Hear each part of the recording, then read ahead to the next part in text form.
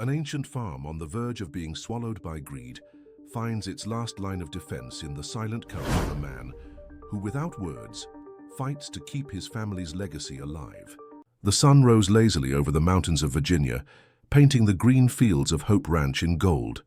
Jack, a man with calloused hands and deep eyes, had been up long before the first rays touched the ground.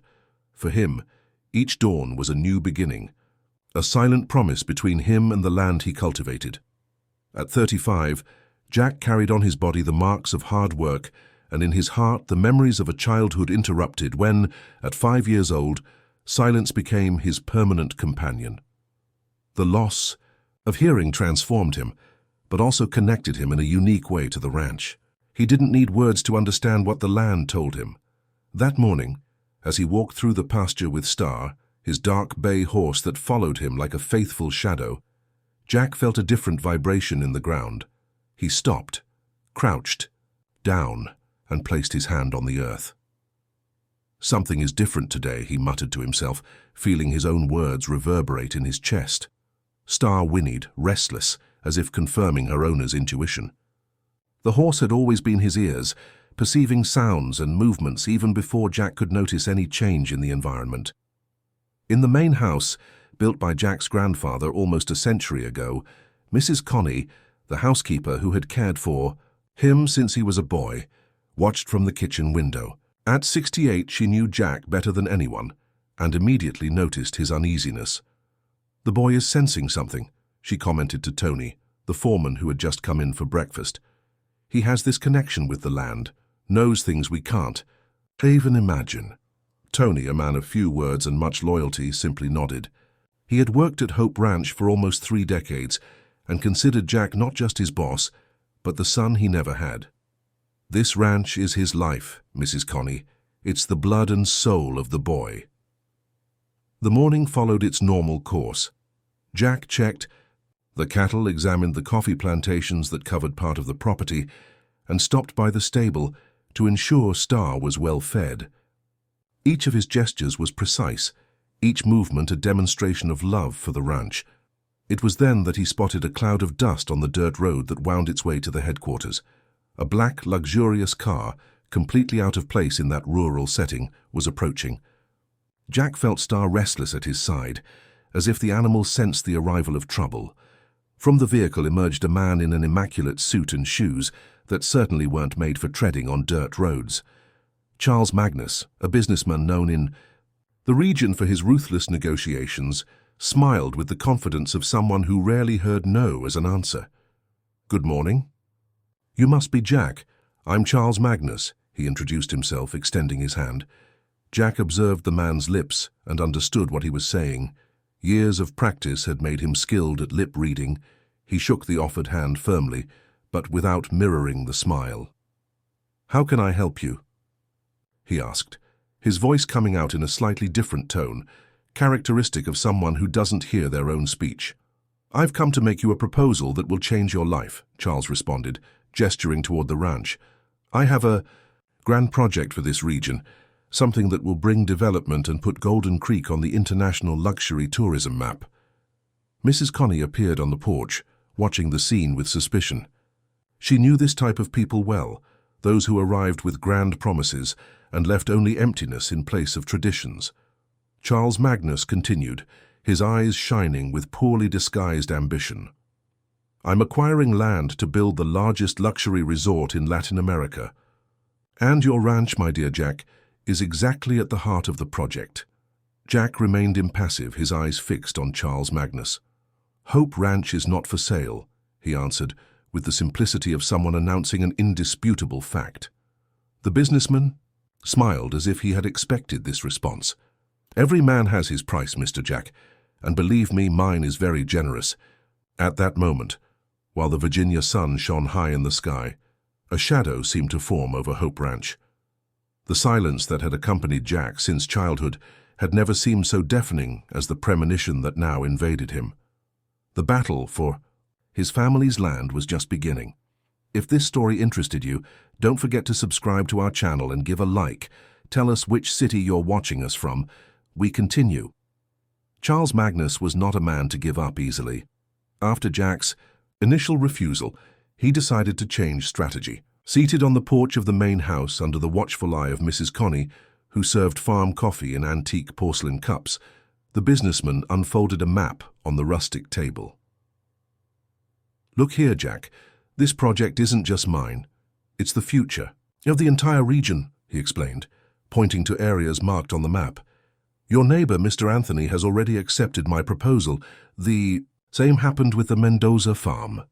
Jack observed the movement of the businessman's lips with attention, his eyes occasionally glancing at the map.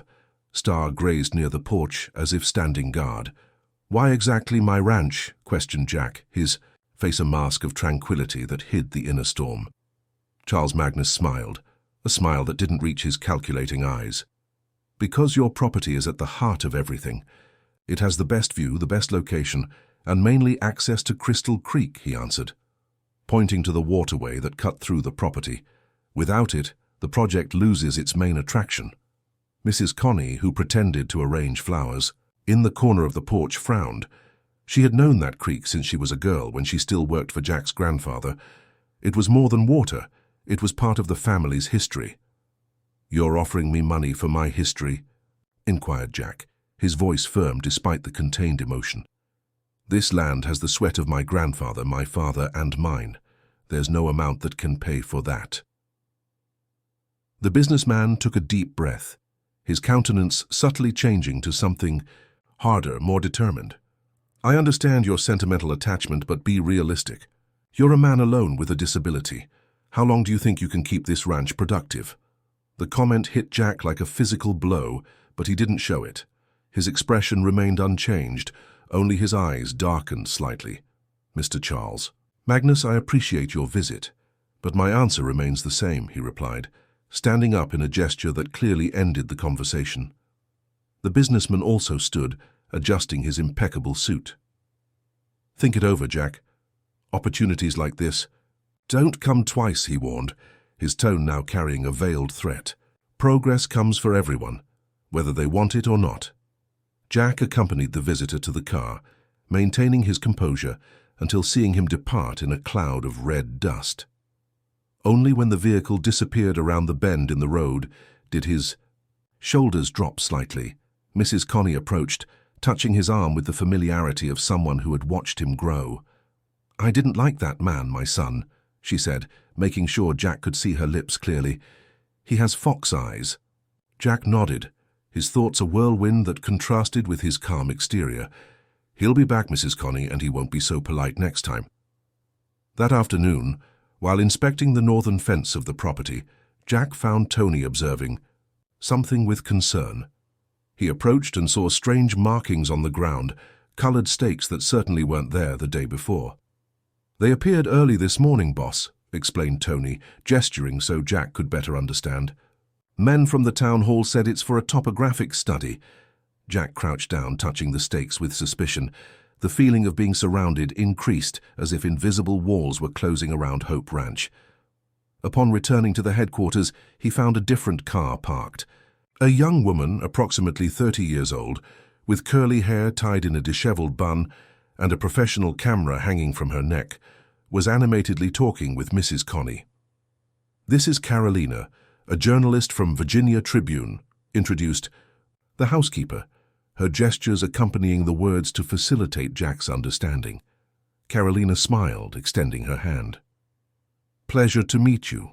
Mr. Jack, I'm doing a report on the rural traditions of Golden Creek that are disappearing," she explained, her lip movements clear, as if she were accustomed to speaking with deaf people. Jack returned the greeting, intrigued. The arrival of a journalist right after Charles Magnus's visit seemed more than coincidence.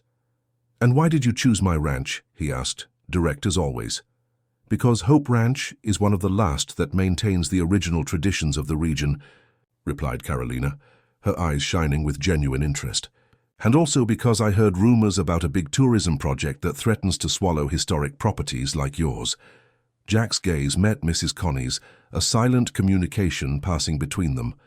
Perhaps this journalist could be an unexpected ally in the battle that was announcing itself. "So will you allow me to know your story?" asked Carolina, her expression now more serious. I believe it needs to be told before it's too late. Her words echoed in Jack's mind with an urgency he couldn't ignore. As the sun began to set behind the Virginia mountains, painting the sky blood red, Jack felt that something important was about to change in his life and in the history of Hope Ranch. The following days at Hope Ranch were marked by Carolina's constant presence. The journalist documented every aspect of the property with her camera, recording not just the fields and buildings, but mainly the stories. Sitting at the kitchen table with Mrs. Connie, or accompanying Tony in his daily tasks, she absorbed the essence of that place with a genuine curiosity that won over even the most suspicious. Jack, initially reserved, began to open up. There was something about Carolina that inspired trust, perhaps the way she seemed to really care about the ranch and its traditions. That afternoon, while riding across the property, Jack took Carolina to a small hill from which one could see practically the entire extent of Hope Ranch. The horizon stretched out in a carpet of different shades of green, cut by Crystal Creek, which meandered like a silver ribbon. "It was here that my grandfather brought my father when he was 10 years old," explained Jack, his voice carrying the emotion of memories transmitted through generations. He said, "Son, everything you see from here is our legacy, not through ownership of the land, but through the commitment to care for it." Carolina observed the man with growing interest. There was a nobility in Jack, a natural dignity that contrasted with the manufactured arrogance of men like Charles Magnus. "And it was also here that my father brought me when I was 5 years old, shortly before I lost my hearing," he continued, looking at the horizon. "At that time I could still hear the birdsong, the murmur of the creek." "How did it happen?" asked Carolina, her eyes fixed on Jack's lips so he could read her question. "Meningitis," he answered simply. "But the ranch taught me that there are many ways to listen, with the hands, with the eyes, with the heart."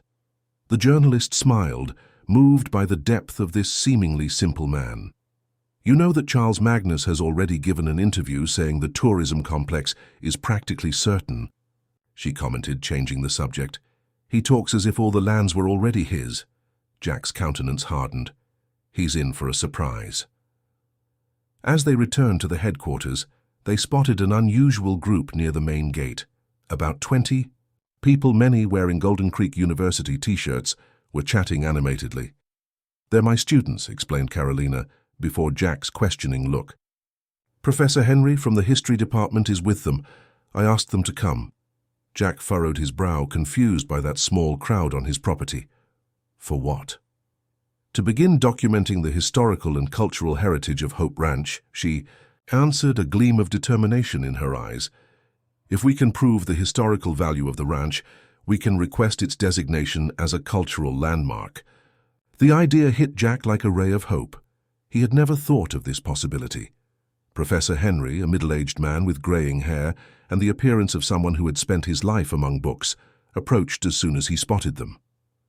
"Mr. Jack, it's an honor to meet you," he greeted, extending his hand.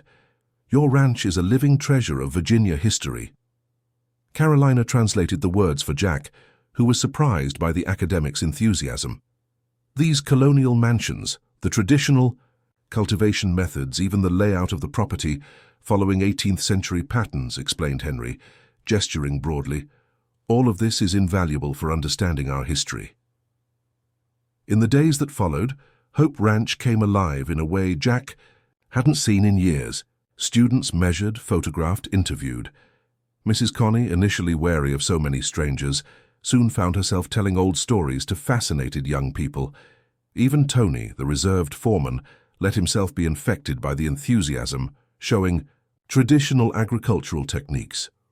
"They're mapping everything," explained Carolina to Jack as they observed the activity. "Henry believes we might have a very strong case for landmark designation." But the tranquility of those days was interrupted when Star began to act strangely. The horse, always calm, appeared agitated, refusing to enter certain areas of our ranch, especially near the creek. "She's sensing something," muttered Jack, stroking the mare's neck. Following the animal's instinct, Jack discovered the reason for her unrest. Crystal Creek, always clear as its name suggested, showed a strange coloration in some stretches. Murky water, with a smell that even he, without hearing, could tell was not natural. "Someone is contaminating the creek," he concluded, anger growing in his chest. "And I know exactly who's behind this."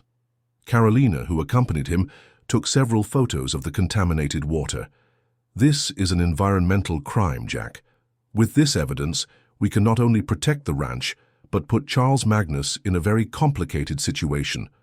That night, as the full moon illuminated the fields of Hope Ranch, Jack felt something he hadn't experienced in a long time.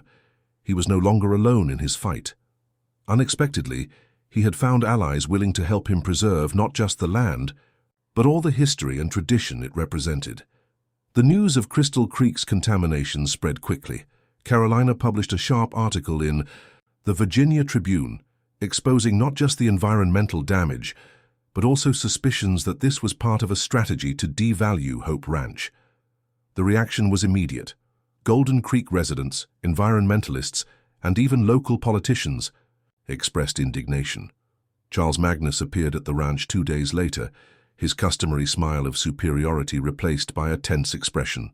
This time, he didn't come alone. An older man, in an impeccable suit with white hair, accompanied him. "Mr. Jack, this is Dr. Andrew Silverton, my lawyer," introduced Charles, his tone falsely cordial. "We've come to discuss the unfounded accusations being made against our project." Jack received them on the porch, with Carolina at his side, serving as an interpreter when necessary. Mrs. Connie hovered nearby, her suspicious gaze never leaving. "The visitors." "They're not accusations, they're documented facts," replied Jack calmly. "The creek is contaminated, and coincidentally that started after your visit." The lawyer intervened, his voice smooth as velvet, but with an underlying hardness. "My client has nothing to do with this. In fact, we're here to alert you about the consequences of defamation," he declared, placing a folder on the table. "We have technical reports here demonstrating that the contamination probably comes from the improper use of fertilizers on your own ranch." Carolina translated the words for Jack, her expression revealing indignation. "That's absurd," she protested.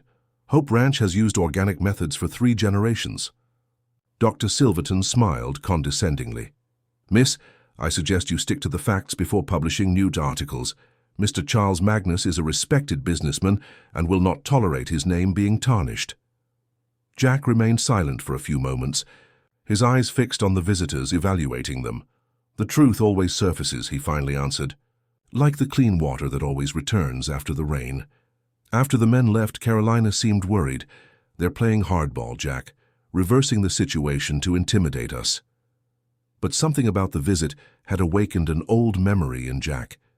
Something about the creek, about the water that ran through the ranch, a story his father had told so many years ago. That night, while Carolina worked on her laptop at the kitchen table, organizing the collected evidence, Jack rummaged through an old wooden chest in the attic. There were stored documents, photographs, and memories of 3 generations of the family. That's when he found a yellowed envelope with his grandfather's firm handwriting.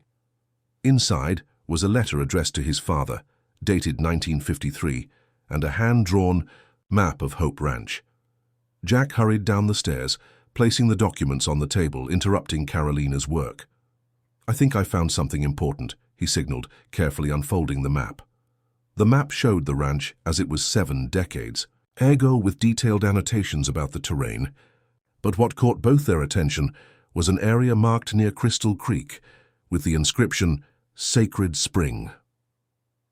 "What is this?" asked Carolina, intrigued. Jack began to read the letter aloud, his peculiar intonation filled with emotion. "My son, when the time comes, you will understand why Hope Ranch can never leave our family. What appears to be just land and water hides a much greater treasure. Crystal Creek springs from an underground source that the original inhabitants of this region, the Cherokee, considered sacred. Its waters contain properties that science has yet to explain. The tribal elders said that whoever drank from that water would be blessed with health and longevity." Carolina listened attentively, her journalistic instinct alerting her to the potential of this discovery. "Do you think this is true?" she questioned, her eyes shining with excitement. "I don't know, but my grandfather wasn't a man of fantasies," replied Jack. "And I remember my father saying that the creek water was special, that it had helped heal many people in the region." The next morning, accompanied by Professor Henry, who had brought equipment for sample analysis, they headed to the area indicated on the map. It was a small valley between two gentle elevations, covered by dense vegetation that didn't appear in other parts of the ranch. "This vegetation is unusual for the region," observed Henry, examining the plants. "These are species we usually only find in very specific microclimates." Following the map's instructions, they found what appeared to be the entrance to a small cave, partially hidden by shrubs. Jack felt a shiver run down his spine. He was about to discover a secret kept by his family for generations. Inside the cave, guided by flashlights, they found a crystal-clear pool of water that bubbled up from the rocky bottom. The flashlight beams reflected in the water, creating a spectacular display of colors that seemed almost magical. "It's the source of the creek," murmured Jack, kneeling beside the pool. "The sacred spring." Henry collected water samples, promising to take them for analysis at the university laboratory. Carolina photographed everything, her mind already formulating the narrative. That could not only save the ranch, but transform the entire story of this dispute. As they left the cave, they found Tony waiting for them with a worried expression. "Boss, there are more people from Town Hall taking measurements at the northern boundary. They have papers saying they're an order for an expropriation study." The discovery of the sacred. Spring brought new hopes, but also made the threat even more real. What had begun as a land dispute now took on more complex contours. It wasn't just Hope Ranch at stake, but something much more valuable that Charles Magnus unwittingly also coveted. If this story interested you, don't forget to subscribe to our channel and give a like. Tell us which city you're watching us from. We continue. 3 days passed since the discovery of the sacred spring. The preliminary analysis done in the university laboratory confirmed something extraordinary. The water contained a unique mineral composition with potentially medicinal properties. Professor Henry could barely contain his excitement as he presented the results to Jack and Carolina in the main house's living room. "These mineral concentrations are impressive," he explained, showing graphs on his tablet. "Especially this compound, which has natural anti-inflammatory properties. It's something I haven't seen in any other source in the region." Carolina translated the words for Jack, who observed everything with a mixture of pride and concern. "My grandfather knew," he murmured.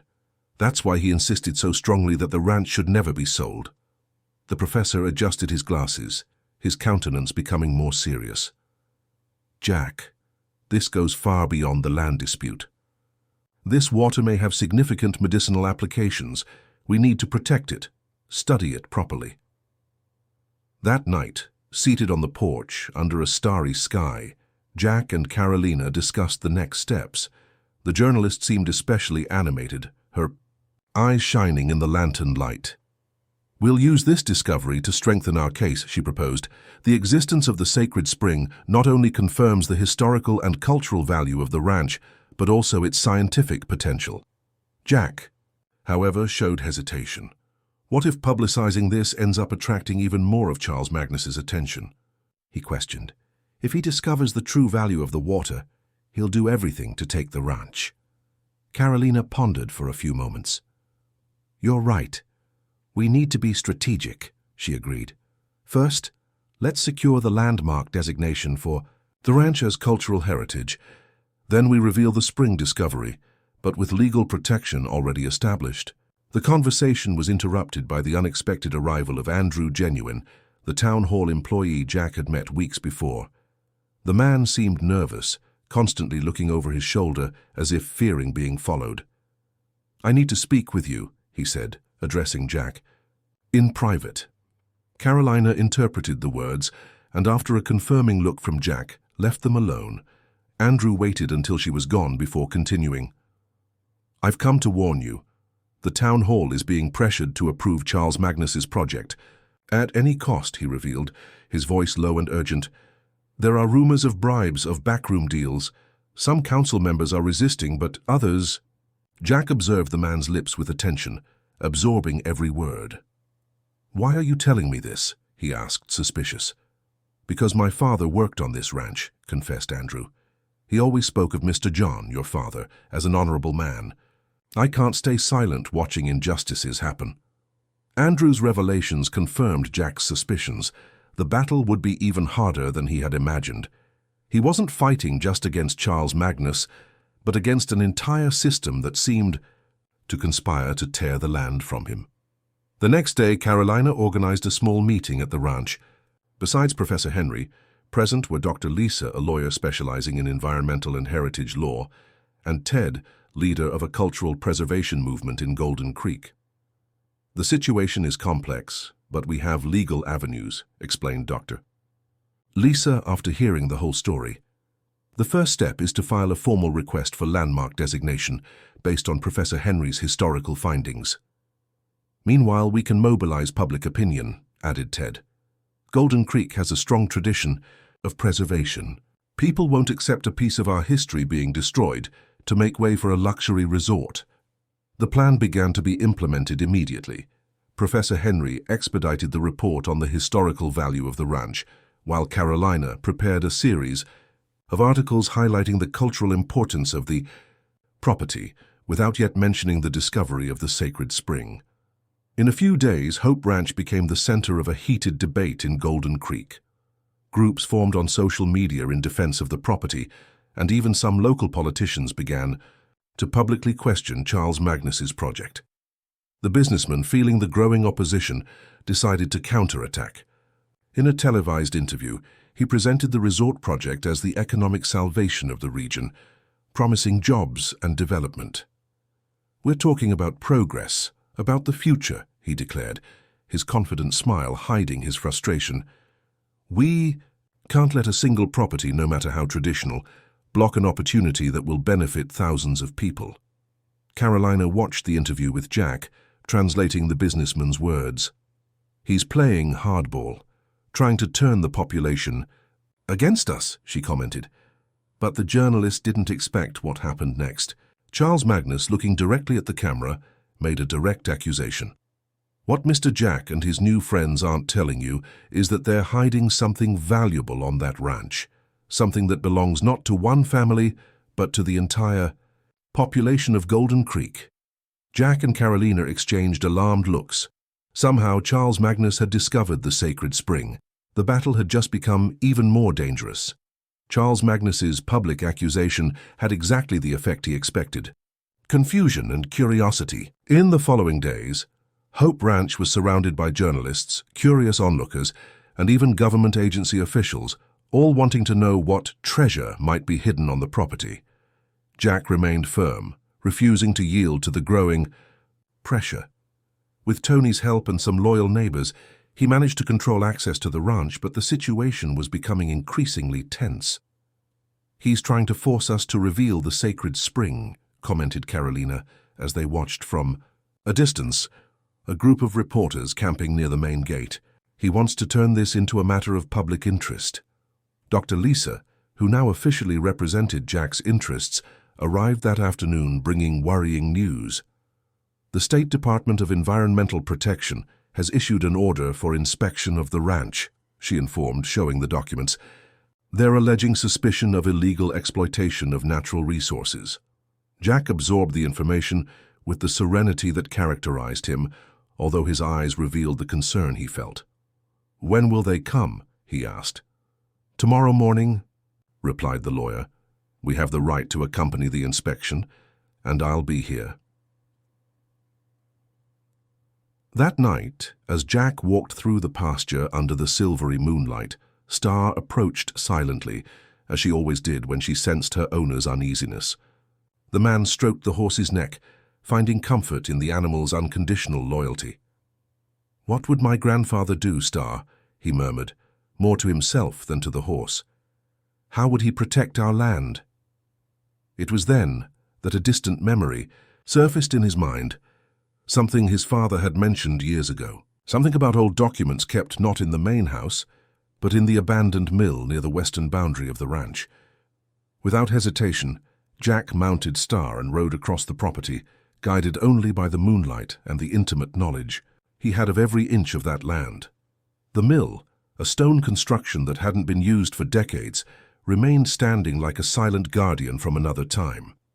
Inside the abandoned structure, after removing rotten boards and brushing away cobwebs, Jack found what he was looking for, an old metal box partially buried under the dirt floor. With hands trembling with anticipation, he opened it to reveal its contents, documents yellowed by time, some dating back to the 19th century. Hours later, in the main house, Carolina, Dr. Lisa, and Professor Henry examined the documents with growing excitement. "This is extraordinary," exclaimed Henry, carefully holding one of the papers. "This is an official document from post-Civil War Virginia, recognizing the importance of the water spring on the property and guaranteeing permanent rights to your family."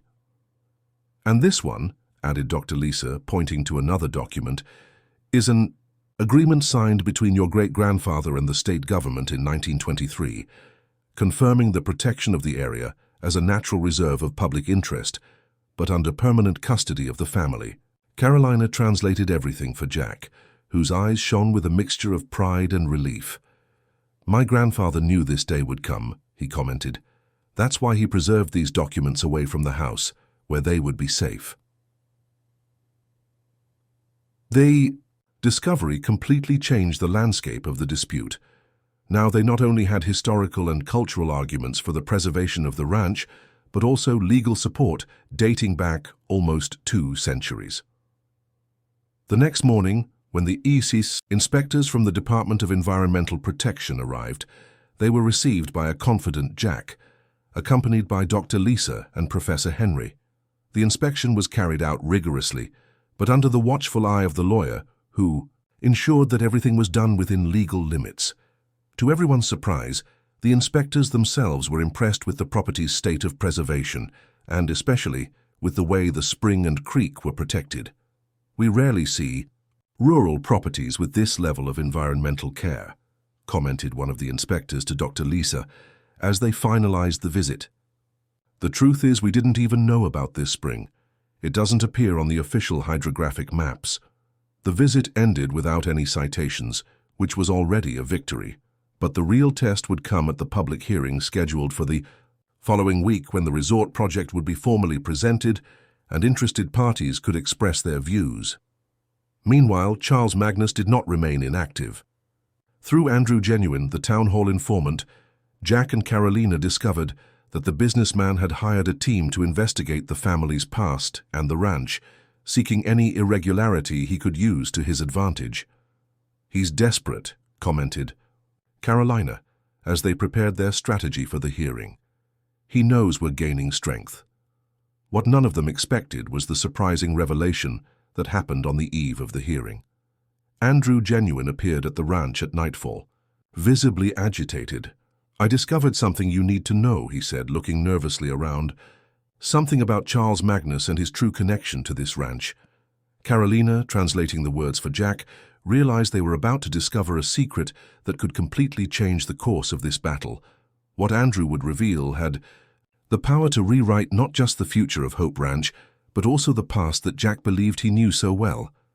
Andrew Genuine placed a yellow folder with old documents that trembled in his nervous hands on the kitchen table. Jack, Carolina, and Dr. Lisa watched expectantly as the town hall employee gathered his thoughts. "I was digitizing old town hall archives when I found this," he explained, opening the folder to reveal birth certificates and black and white photographs. "These are records of the Magnus family dating back to the beginning of the last century." Carolina translated each word for Jack, whose face remained impassive, although his eyes showed growing curiosity. "This is Charles Magnus's grandfather's birth certificate, Augustus Magnus," continued Andrew, pointing to a yellowed document.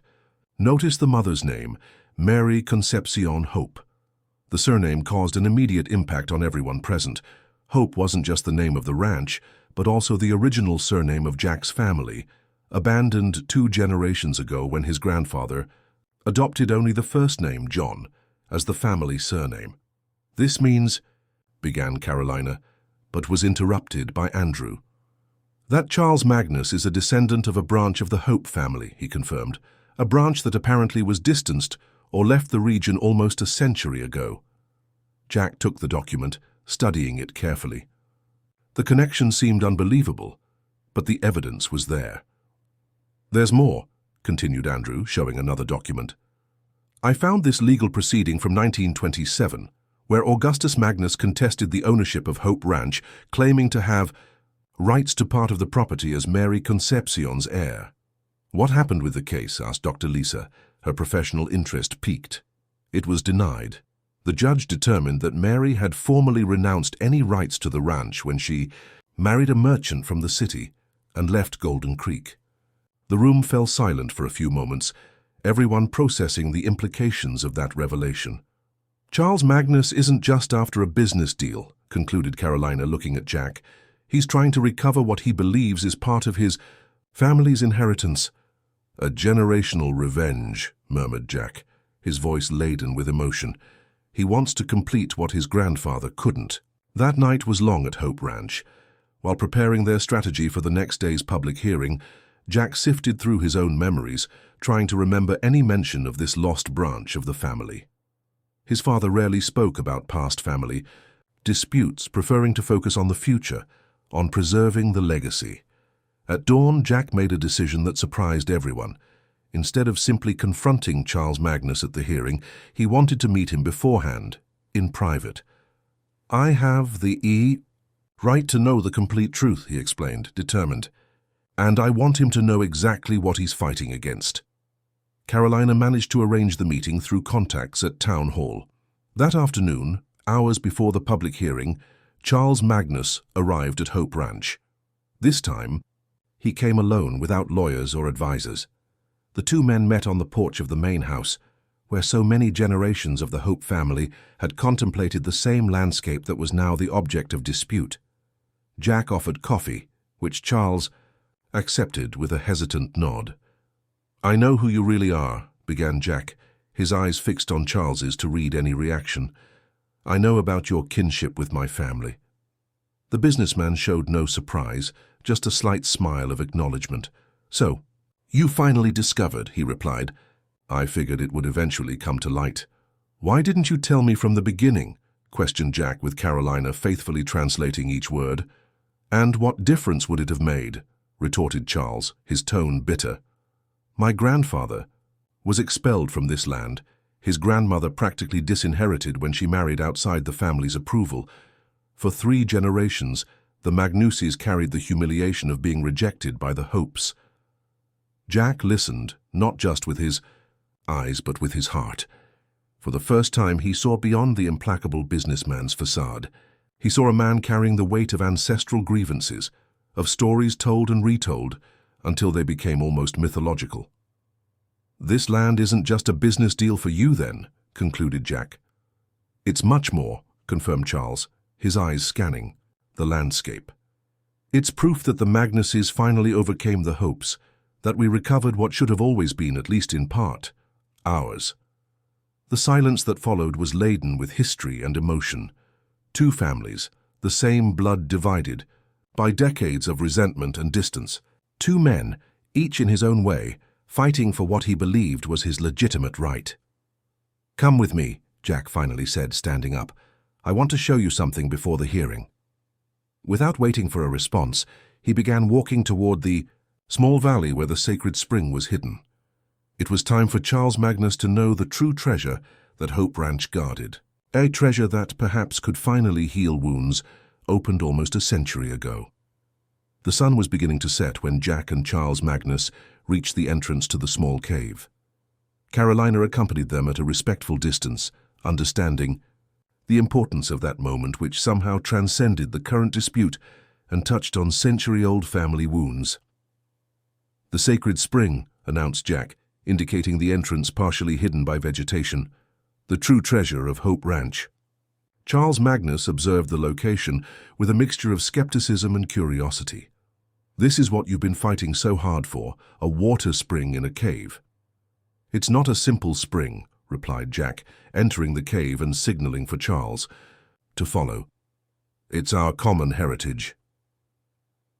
Inside the cave, the setting sun's light filtered through small cracks in the ceiling, creating golden patterns on the surface of the crystal-clear water that bubbled up from the rocky bottom. The businessman was visibly impressed by the surreal beauty of the place. "This water," explained Jack, crouching near the pool, "has unique properties that science is just beginning to understand. The ancient Cherokee considered it sacred, capable of curing illnesses and prolonging life." Carolina carefully translated, observing Charles's expression gradually change from disbelief to interest. "My grandfather didn't expel your grandmother from the family, as you were told," continued Jack, his voice calm. "He entrusted her with protecting the spring's secret, with taking it far away when he realized powerful people were beginning to suspect its existence. She left the ranch not because of rejection, but on a mission." Charles seemed perplexed. "How can you know this? Your version contradicts everything I was told." Jack smiled slightly, taking from his pocket a small silver medallion that he opened to reveal an old photograph. "This medallion belonged to your grandmother, Mary Concepcion. She left it with my grandfather before departing, along with a letter explaining her mission. They were in the documents I found in the abandoned mill."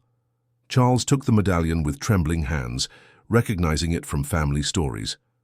The object had always been described as stolen, one more injustice committed against his family. 3 generations of resentment based on a lie, he murmured, more to himself than to others, or perhaps a misunderstood truth. "Neither a lie, nor the complete truth," corrected Jack. "Just fragments of a greater story that none of us knew entirely.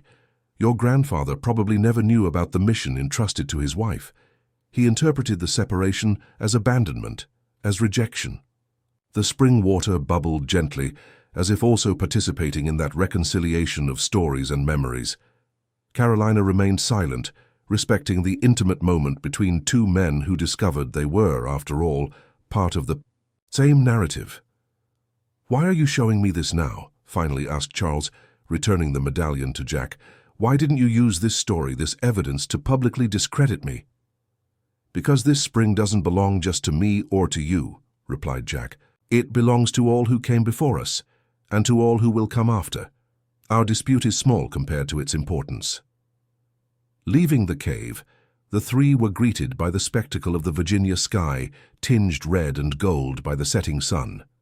In the distance, the ranch house looked welcoming, its lights beginning to come on against the growing dusk. "What do you propose, then?" inquired Charles, his voice now devoid of its usual arrogance. "That I give up my project? That I ignore the economic potential of this discovery?" Jack smiled, a smile that carried not triumph, but hope. "I propose a partnership," he answered. "Hope Ranch remains as it is, preserving the spring and all it represents. But together as family we can develop ways to sustainably utilize its properties." "A medicinal spa," suggested Carolina, who until then had only been observing.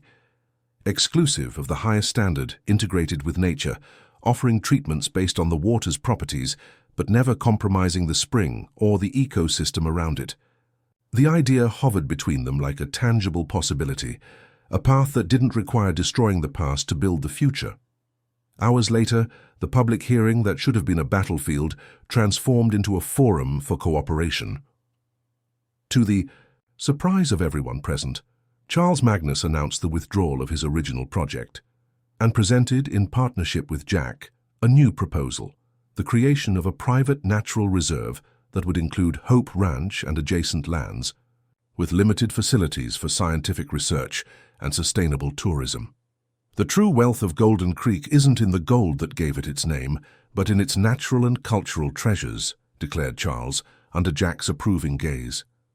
"And these treasures deserve to be preserved, not just for our generation, but for all those to come." In the weeks that followed, Hope Ranch became a symbol of resistance and renewal. Professor Henry established a research center dedicated to studying the properties of the sacred spring water. Carolina published a series of articles that not only told the story of the ranch, but also the saga of 2 families separated by misunderstandings and finally reunited by a common goal. On a sunny Sunday, 2 months after the hearing that changed everything, Jack rode with Star through the verdant fields of the ranch, now officially recognized as cultural and environmental heritage. Carolina accompanied him on another horse, having decided to extend her stay in Golden Creek indefinitely. "You know what impresses me most about this whole story?" she commented, making sure Jack could see her lips clearly. "How something as small as a hidden spring can change the destiny of so many people." Jack smiled, looking toward the horizon where the sky met the Virginia mountains. He thought of his grandfather, his father, all the generations that had protected that land, not out of greed or pride, but because they understood its true value. "It's not the water itself," he answered, his voice carrying the wisdom of someone who had learned to listen to the world in ways others couldn't imagine. "It's what it represents. Life, continuity, hope. In the end, that's what we're all seeking, isn't it?" Carolina nodded, understanding that Jack's true strength had never been in his ability to fight against powerful adversaries, but in his ability to see beyond the superficial, to connect with the essence of things. Hope Ranch remained there as it had always been, its lands now protected not just by laws and documents, but by the renewed understanding of its significance. And as Jack and Carolina rode side by side under the Virginia sun, the sacred spring continued to flow silently in its hidden cave, a beating heart at the center of a story that, like the water itself, would continue flowing for generations. If this story interested you, don't forget to subscribe to our channel and give a like. Tell us which city you're watching us from.